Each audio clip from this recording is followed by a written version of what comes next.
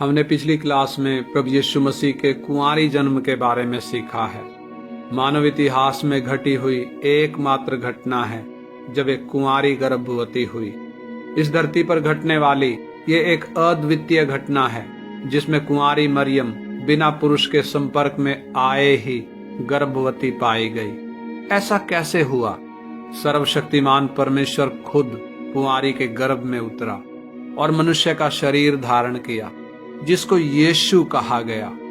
प्रभु यीशु मसीह का जन्म कोई बूढ़ी माता की कहानी नहीं है, बल्कि ये एक ऐतिहासिक घटना है। सैकड़ों भविष्यवाणियों को पूरा करते हुए प्रभु यीशु मसीह का जन्म इस्राएल में यहूदिया के एक गांव बेतलहम में हुआ। ईसा पूर्व 3 या 4 में प्रभु यीशु मसीह का जन्म हुआ। प्रभु यीशु मसीह के जन्म से संबंधित कई घटनाएं पवित्र शास्त्र में स्पष्ट रूप से लिखी हुई हैं। लेकिन सवाल उठता है कि क्या हमें प्रभु यीशु मसीह का जन्मदिन मनाना चाहिए? क्या हमें क्रिसमस का त्योहार मनाना चाहिए? क्या क्रिसमस का त्योहार मनाना बाइबल के अनुसार है? क्योंकि क्रिसमस का ये त्योहार दुनिया में सबसे ज्यादा लोगों के द्वारा मनाया जाने वाला त्योहार है। 90% से भी ज्यादा मसीही लोग यीशु का जन्मदिन बोलकर ये त्योहार मनाते हैं और कई गैर मसीही लोग भी क्रिसमस के त्योहार में भाग लेते हैं। इसे बड़ा दिन भी कहा जाता है और हर साल 25 दिसंबर को दुनिया भर में ये त्योहार मनाया जाता है। जिस प्रकार हर धर्म का कोई ना कोई त्योहार होता है, उसी प्रकार ईसाई धर्म का भी क्रिसमस एक त्योहार है। लेकिन क्रिसमस यानी 25 दिसंबर को जब एकमात्र सच्चे उद्धारकर्ता प्रभु यीशु मसीह के साथ जोड़ा जाता है, तो फिर हमारी ये जिम्मेदारी बनती है कि हम इस त्योहार की असलियत को जानें। इसलिए हम पवित्र शास्त्र बाइबल से और ऐतिहासिक तथ्यों से जानेंगे कि क्या क्रिसमस बाइबल के अनुसार है। प्रभु यीशु मसीह के जन्म से संबंधित कई घटनाएं बाइबल में साफ तौर पर लिखी गई हैं। प्रभु यीशु मसीह के आगमन से संबंधित सैकड़ों भविष्यवाणियां, वो स्त्री का वंश कहलाएगा, वो कुंवारी स्त्री से पैदा होगा और गर्भ धारण से पहले प्रधान दूत जिब्राइल का कुंवारी मरियम को संदेश, कुंवारी मरियम का गर्भवती होने की खबर सुनकर यूसुफ का अपनी मंगेतर मरियम को त्यागने का विचार करना, स्वप्न में स्वर्गदूत द्वारा यूसुफ को संदेश देना, यूसुफ का कुंवारी मरियम को अपने घर लाना, रोमी सम्राट अगस्तुस कैसर द्वारा जनगणना की आज्ञा देना, यूसुफ और गर्भवती कुंवारी मरियम का नासरत से बेतलहम आना, उनके लिए बेतलहम में रुकने का कोई ठिकाना ना मिलना और फिर बीच रास्ते यीशु का जन्म होना, उनका पशुओं के बाड़े में शरण लेना, बालक यीशु को कपड़े में लपेटकर चरनी में रखना, स्वर्गदूत द्वारा रात में चरवाहों को यीशु के जन्म का सुसमाचार सुनाना, स्वर्गदूतों द्वारा गीत गाया जाना, चरवाहों को बेतलहम जाकर चरनी में बालक यीशु को देखकर परमेश्वर की महिमा करना, 40 दिन का होने पर यीशु को मंदिर में हाजिर करना, व्यवस्था के अनुसार बलिदान चढ़ाना, शमौन का बालक यीशु को अपनी गोद में लेकर भविष्यवाणी करना, आशेर के गोत्र की 84 साल की विधवा हन्ना का बालक यीशु के बारे में लोगों से बातें करना, पूर्व के रहने वाले विद्वानों पर तारे का प्रकट होना और उनका यरूशलेम आकर राजमहल में उस राजा को ढूंढना, राजा हेरोदेस और उसके साथ सारे यरूशलेम का घबरा उठना, हेरोदेस का प्रधान याजकों और शास्त्रियों को इकट्ठा करना, हेरोदेस की चालाकी, पवित्र शास्त्र से मसीहा के जन्म की पुष्टि करना, तारे के द्वारा उन विद्वानों को बेतलहम में उस घर तक लेकर जाना और उनका बालक यीशु को दंडवत करना और सोना, लोबान और गंधरस की भेंट चढ़ाना, स्वर्गदूत के द्वारा चेतावनी पाकर उनका दूसरे रास्ते से लौट जाना, यूसुफ और मरियम का बालक यीशु को लेकर मिस्र में शरण लेना, हेरोदेस का 2 साल तक के बच्चों की हत्या करना और फिर हेरोदेस के मरने के बाद बालक यीशु को लेकर उनका नासरत लौटना। यीशु मसीह के जन्म की ये वो घटनाएं हैं जो पवित्र शास्त्र बाइबल में साफ तौर पर लिखी हुई हैं। यानी प्रभु यीशु मसीह का जन्म और उससे संबंधित घटनाएं प्रामाणिक और ऐतिहासिक तथ्य हैं। ये वो घटनाएं हैं जिनका इनकार नहीं किया जा सकता। लेकिन यीशु के जन्म का दिन, महीना और साल बाइबल में कहीं पर भी लिखा नहीं गया। यानी पवित्र शास्त्र बाइबल जो परमेश्वर की प्रेरणा से रचा गया है, उसमें यीशु मसीह के जन्म से संबंधित बहुत सी घटनाएं तो लिखी हैं, लेकिन यीशु के जन्म की तारीख नहीं लिखी। पवित्र शास्त्र का अध्ययन करने से यह बात बिल्कुल स्पष्ट हो जाती है कि क्रिसमस या 25 दिसंबर प्रभु यीशु मसीह के जन्म की तारीख नहीं है। उस दिन प्रभु यीशु मसीह का जन्मदिन नहीं है।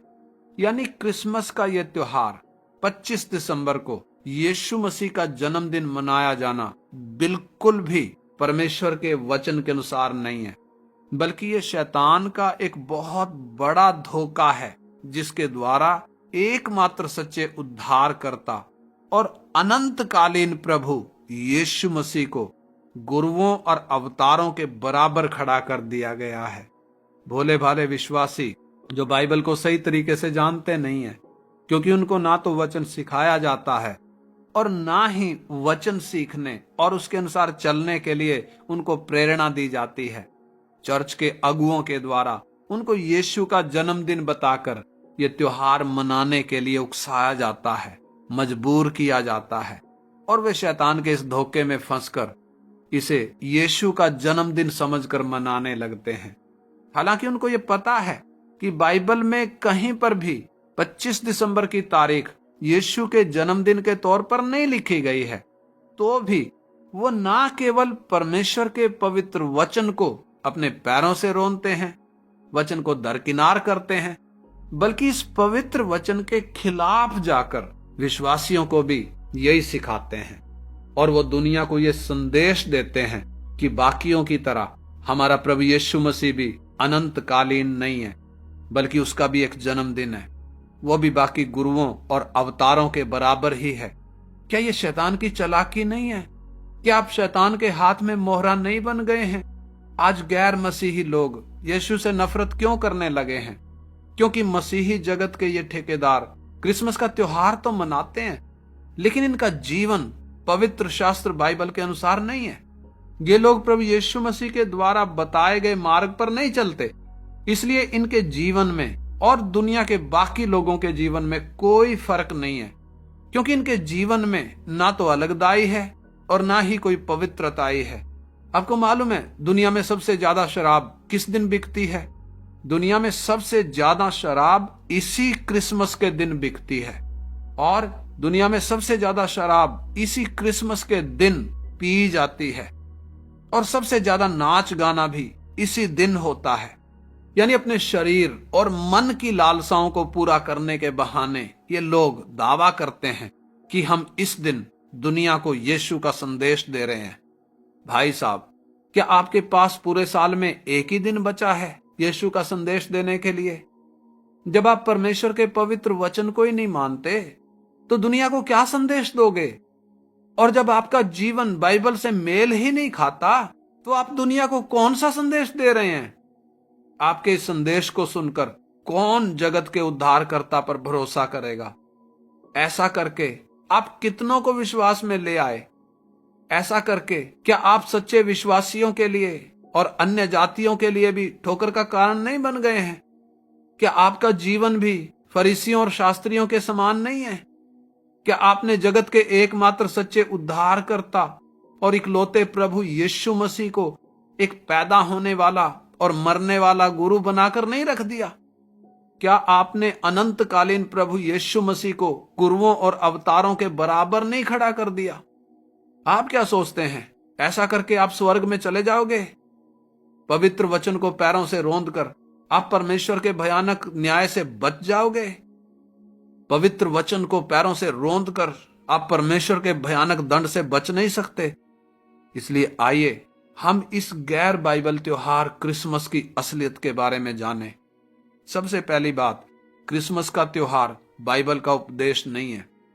यदि हमारा प्रभु ये चाहता कि हम उसका जन्मदिन मनाएं, तो क्या वो हमें ये नहीं बताता कि हमें यीशु का जन्मदिन कौन सी तारीख को मनाना है और किस तरीके से मनाना है।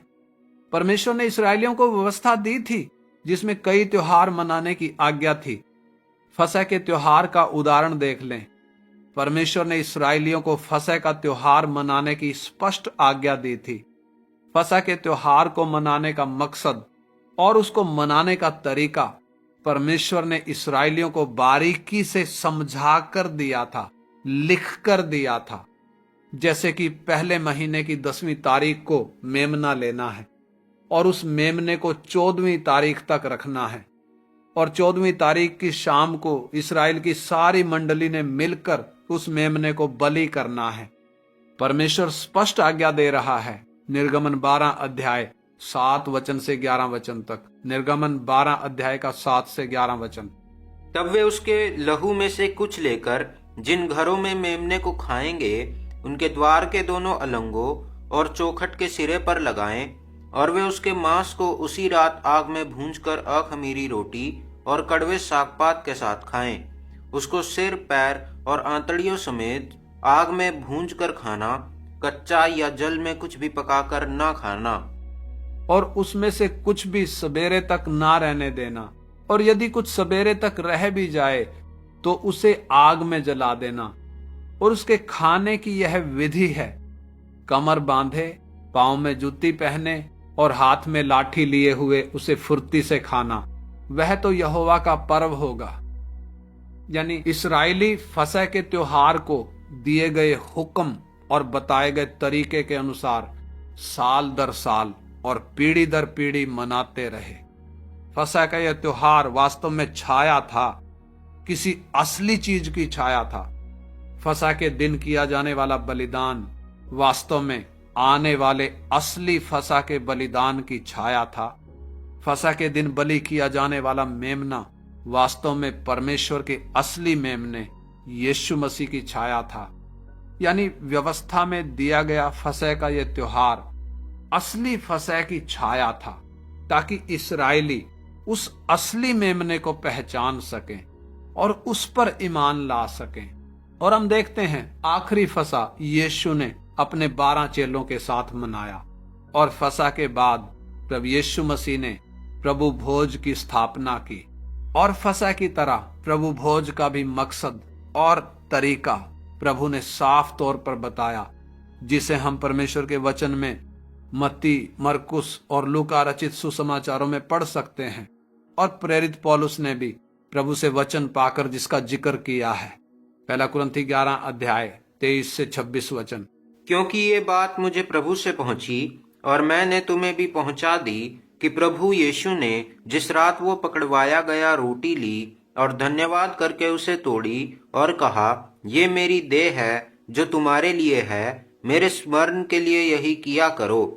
इसी रीति से उसने ब्यारी के पीछे कटोरा भी लिया और कहा, ये कटोरा मेरे लहू में नई वाचा है, जब कभी पियो तो मेरे स्मरण के लिए यही किया करो। क्योंकि जब कभी तुम ये रोटी खाते और इस कटोरे में से पीते हो तो प्रभु की मृत्यु को जब तक वो ना आए प्रचार करते हो। यानी प्रभु भोज का मकसद और तरीका बिल्कुल स्पष्ट बताया गया है। पहली बात, हम प्रभु भोज में हमारे प्रभु यीशु मसीह की मृत्यु को याद करते हैं। हम याद करते हैं कि यीशु की देह हमारे अधर्मों के कारण कुचली गई और उसका लहू हमारे पापों की माफी के निमित्त बहाया गया, और उस पवित्र लहू के द्वारा हमारे साथ वाचा बांधी गई है, जिसको हमें याद रखना है। और दूसरा, प्रभु भोज के द्वारा हम यीशु की मृत्यु को प्रचार करते हैं जब तक प्रभु ना आए। और तीसरा, प्रभु भोज के द्वारा हम अपने आप को जांचते हैं। और चौथा, प्रभु भोज में हम प्रभु के साथ और प्रभु की देह यानी कलीसिया के साथ संगति करते हैं। जब तक हमारा प्रभु यीशु मसीह कलीसिया को लेने के लिए बादलों पर आ नहीं जाता, तब तक कलीसिया प्रभु भोज मनाती है। यानी पुराने नियम का फसह का त्योहार हो या नए नियम का प्रभु भोज हो, प्रभु ने अपने पवित्र वचन में इनके पीछे का मकसद और इन्हें मनाने का तरीका बिल्कुल साफ साफ लिख कर दिया है। पुराने नियम के सारे त्योहार प्रभु यीशु मसीह में पूरे हो चुके हैं, इसलिए कलीसिया पुराने नियम में दिए गए किसी भी त्योहार को नहीं मनाती। प्रभु यीशु मसीह ने अपनी कलीसिया के लिए सिर्फ 2 विधियां बताई हैं। एक बपतिस्मा है जो जीवन में केवल एक ही बार लेना है, और दूसरा प्रभु भोज है जो प्रभु के आगमन तक बार बार लेना है। परंतु प्रभु यीशु मसीह ने अपने जन्मदिन को मनाने के बारे में कुछ भी नहीं बताया। फिर हम बाइबल से और कलीसिया के इतिहास से भी ये बात भली भांति जान सकते हैं कि प्रेरित हो या पहले शताब्दी की कलीसिया हो, किसी ने भी प्रभु यीशु मसीह का जन्मदिन नहीं मनाया। यदि हमारा प्रभु ये चाहता कि हम उसका जन्मदिन मनाएं, तो सबसे पहले प्रेरितों ने उसका जन्मदिन मनाया होता, और फिर इस त्योहार को मनाने का मकसद और तरीका बाइबल की पत्रियों में लिख कर दिया होता, ताकि दुनिया का हर विश्वासी बताए गए तरीके और नियम के अनुसार प्रभु यीशु का जन्मदिन मना सके। आपको मालूम है, बाइबल परमेश्वर का मनुष्य के लिए संपूर्ण और निर्णायक प्रकाशन है। यानी हमें किसी दूसरी किताब की जरूरत नहीं है, किसी सप्लीमेंट्री बुक की आवश्यकता नहीं है। परमेश्वर का पवित्र वचन हमें हमारे आत्मिक जीवन से संबंधित हर जरूरी बात के बारे में बताता है। 2 तीमुथियुस 3 अध्याय 16 और 17 वचन। संपूर्ण पवित्र शास्त्र परमेश्वर की प्रेरणा से रचा गया है और उपदेश और समझाने और सुधारने और धार्मिकता की शिक्षा के लिए लाभदायक है, ताकि परमेश्वर का जन सिद्ध बने और हर एक भले काम के लिए तत्पर हो जाए। यानी उपदेश का विषय हो या समझाना हो या सुधारना हो या फिर धार्मिकता की शिक्षा हो, हमारे लिए हर फायदेमंद बात परमेश्वर ने अपने पवित्र वचन बाइबल में लिख कर दी है। हमें किसी छोटी से छोटी बात के लिए भी बाइबल से बाहर जाने की जरूरत नहीं है। परमेश्वर का वचन हमें स्पष्ट रूप से आज्ञा देता है कि हमें आराधना कैसे करना है, हमें परमेश्वर की सेवकाई के लिए दान कैसे करना है, खोए हुओं को सुसमाचार कैसे सुनाना है, बपतिस्मा कैसे देना है, प्रभु भोज में भाग कैसे लेना है, और इसके अलावा भी मसीही जीवन से संबंधित बाकी हर जरूरी बात के बारे में बाइबल साफ साफ बताती है। जैसे कि हमें अपने बैर रखने वालों से प्रेम करना है और अपने सताने वालों के लिए प्रार्थना करना है। हमें बुराई का बदला बुराई से नहीं देना, बल्कि बुराई को भलाई से जीतना है। हमें अपने आपे का इनकार करना है। हमें सकेत फाटक से प्रवेश करके तंग मार्ग में चलना है। हमें अलगदाई में आना है। हमें फलवंत होना है। हमें पवित्र बनना है। हमें सिद्ध बनना है। हमें मसीह के स्वभाव में बढ़ना है। हमें मसीह के पूरे डील डॉल तक बढ़ना है। यानी हमारे जीवन के लिए जो कुछ भी लाभदायक है, वो हर एक बात प्रभु ने अपने पवित्र वचन में लिखकर हमारे हाथ में दी है, ताकि हम उसके अनुसार चलें और अनंत काल प्रभु के साथ रहने के लिए तैयार हो सकें। कलीसिया का आधार कभी भी संसार के रीति रिवाज नहीं है, बल्कि कलीसिया का आधार क्रूस पर मरा और मुर्दों में से जी उठा हमारा प्रभु यीशु मसीह है। कलीसिया का आधार परमेश्वर का पवित्र वचन है। इसलिए लिखा है, परमेश्वर का वचन हमारे पांव के लिए दीपक और हमारे मार्ग के लिए उजियाला है। परंतु क्रिसमस मनाने के बारे में या यीशु मसीह का जन्मदिन मनाने के बारे में परमेश्वर ने अपने पवित्र वचन बाइबल में एक बार भी नहीं लिखा। हमें परमेश्वर ने यह तो बताया है कि हमें प्रभु यीशु मसीह की मृत्यु को याद करना है, लेकिन कहीं पर भी उसके जन्मदिन को मनाने के बारे में नहीं लिखा। परमेश्वर ने अपना वचन लिखकर इसलिए दिया है ताकि उसके लोग उसकी आज्ञा के अनुसार चलें।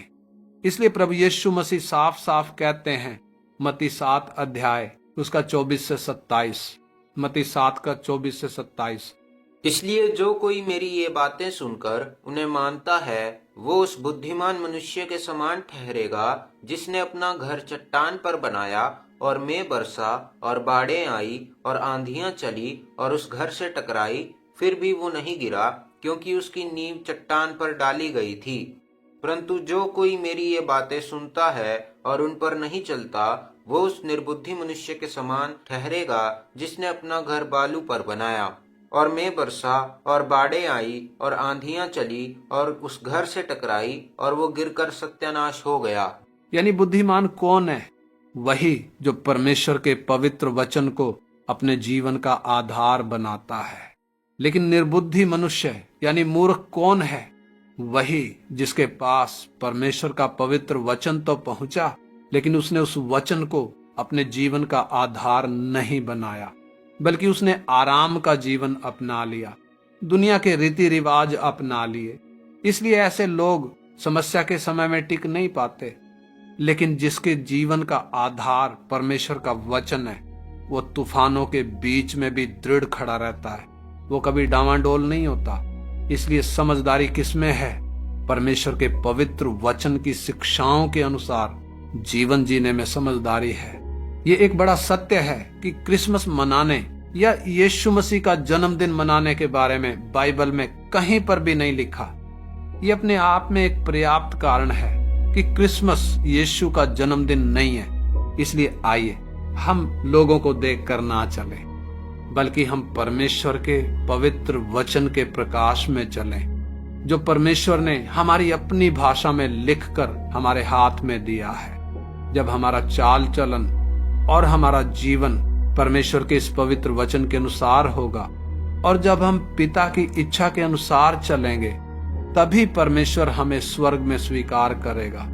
लेकिन यदि हम अपने शरीर और मन की लालसाएं पूरा करने का प्रयास करेंगे, तो स्वर्ग हमें कभी भी स्वीकार नहीं करेगा। इसलिए आइए हम प्रार्थना करें।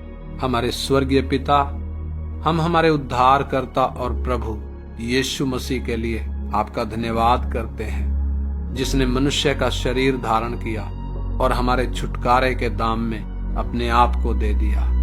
उस यीशु के पद चिन्हों पर चलने में पिता आप हमारी मदद करें। प्रभु यीशु मसीह के पवित्र नाम में मांगते हैं।